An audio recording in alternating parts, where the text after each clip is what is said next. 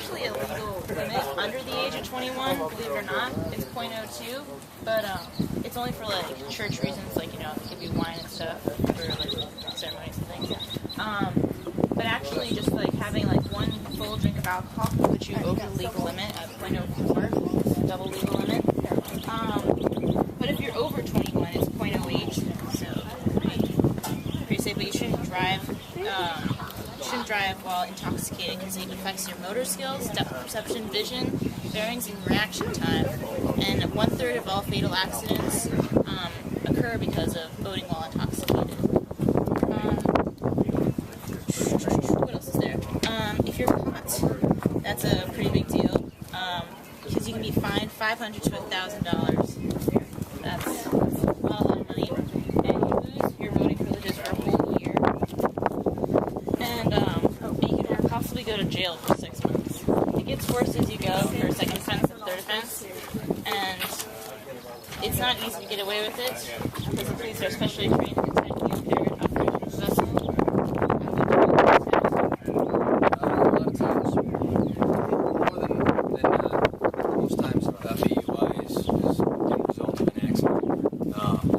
The simple fact that while you're intoxicated, you lose motor skills, your time reactions delayed, and then boating, I don't know, you'll get into that, but there's no brakes on a boat, so you have to be on top of your game while boating, and once you're intoxicated, that kind of goes out the window.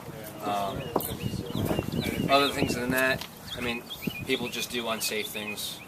They kind of lose the whole thought of being safe while intoxicated, so they're gonna try different things, or they're gonna kind of bounce off other boats, or they're just gonna be making maneuvers that are just not a normal maneuver. And then we're going to pick up on that, stop you, and then ultimately, if you're found, boating while intoxicated, you're going to have to, suffer the consequences, legally, and then also, it's going to be a monetary fine as well. But the main thing we want to stress is, under the age of 21 is a zero tolerance. So you shouldn't be drinking anything. I mean, you shouldn't be drinking anything regardless, but especially if you're going to be operating any type of machinery, boating, vehicle. Even bicycles. It's just an unsafe practice to take. And, I mean, obviously we stress under 21 you can't drink anyway because it's against the law. On a broader aspect of that as well, boating while intoxicated under illegal drugs or even prescription medication, a lot of those stay on the bottom. You shouldn't be operating machinery or anything, so you have to take, that into respect as well. Needless to say, all illegal drugs are illegal, so if you're caught with those, regardless whether the fact you're intoxicating them or not, you're going to be arrested. And then these fines are going to be also, for boating while intoxicated under drugs or alcohol. But, I mean, just a simple fact of, taking Robitussin because you got a cold or something, that can impair you as well because there is a slight amount of alcohol in some of those medications as well, so that might actually put you over the limit. So you got to take all that into consideration, and just being out in the sun alone is going to take a beating on your body. You get dehydrated, and then if you happen to think I'll just have one beer because your body water content is so much lower, it's actually going to boost up your alcohol content.